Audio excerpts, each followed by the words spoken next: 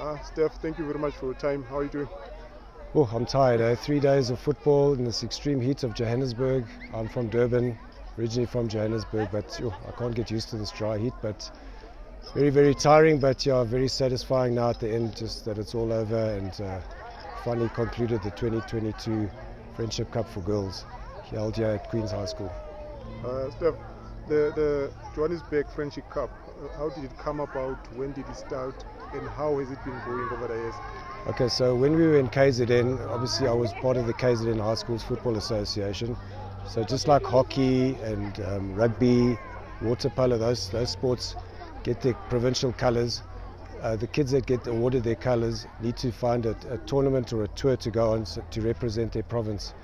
So what we did started in 2010, we decided to come up to Johannesburg, which is the heart of football, and just obviously engage with the clubs first, and I did this with the boys, and just started tournaments, or we used to just rove around, go from club to club hopping, just to give the guys games. So we'd start with Highlands Park, Black Aces back in those days, Morocco Swallows, certain amateur clubs, district teams like Eastern's LFA. So that's how it kind of started out. Then eventually we thought, let's host a tournament, let's co-host with a club in Johannesburg, and we started out at Olympia Football Club. They hosted, and we started with, obviously I'm talking about boys because that's where it started, with 4 teams from Durban and 6 from Johannesburg held at Olympia. Then it grew to, I'm trying to think now, I think it was 8 teams from KZN and 10 teams from, or 10 or 12 teams from Johannesburg. And then in 2019 we introduced the girls. The same thing, we're just a mixture of academies, club sides, school sides, just as long as they're the right age group. So what we did was we hosted it at BCC, Bedfordview Country Club, and the boys section was held at the Italian club, and that was it. So it was growing all the time until COVID came, and so after a 2-year long wait, we found now that the word got out somehow all the way down to Cape Town. So we have sides all the way from Cape Town coming up to it. We've been waiting 2 years, so it's great to have, and we want to push it so we get more teams from out the province coming into Johannesburg and playing in the Johannesburg Friendship Cup. In terms of the teams that participate, how do you go about selecting them, or how do teams join to be part of this tournament? Okay, so myself, I've got my own association called Durban Schools Football Association. So how I select is, we obviously wait for the girls to try and get selected for KZN because that's first prize, and for them not to make it, there's still got another opportunity with me.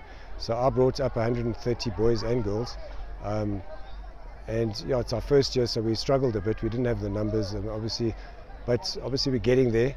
But how KZN selects is from all the different schools within Durban, all the way to Pietermaritzburg, Zululand, down to Port Shepstone. It's a big area, 8 districts, so that's why they're pretty strong, and that's why they got into most of the finals, because it's a big province to select from. So that's how they're here. In terms of logistics now, how many teams did you have here, and in terms of arranging everything, making sure everything runs smooth, how did you go about it? Oh, that is a nightmare, because obviously everything's sort of last minute. We were getting teams coming in from Soweto, teams coming in from Alexandra, and obviously financially it's difficult for them to pay the fees to participate in the tournament. So we obviously let them come in for free. The others pay a fee, and those fees we use to pay the referees, medical staff on board, and for the trophies and medals, and sort of everything else that goes inside, like food and stuff for the referees and the medics as well. All comes from the tournament fees from those that can afford it, like KZN, the ones from the Cape. But it's, like I say, a mixture of school sides and township kids, academies, that sort of thing. In terms of your main objective for hosting this tournament, what is the main objective, and do you think from this year's tournament you've achieved that? I think I have. So this year we had 6 maximum per group, so we played a round robin stage with the top 2 playing in the final. But I hope to see it grow to 8, that we can have 2 pools of 4 and play that sort of format. But until then, we will just play in a round robin format until I achieve that amount. So that would be the the dream to get 8 teams per age group, and obviously go down to under 13 as well. In terms of women's football, we know it's developing but still very much behind. What do you think tournaments like this one contribute towards the growth of women's football? Well, I mean, I looked at the standard of football in the under 18s, and I would compare these girls that played under 18 to probably an under 15 boys team, provincial team. So I think the standard is catching up. I'd give it about 5 years before the girls are kind of there with the boys, but it's moving fast. So had COVID not come along, I think the standard would have been higher.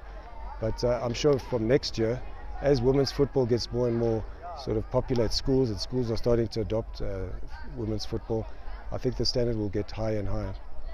Stef, thank you very much for your time. Congratulations on this tournament. I think it was fantastic. We wish you more success in future. You're welcome. Thank you very much.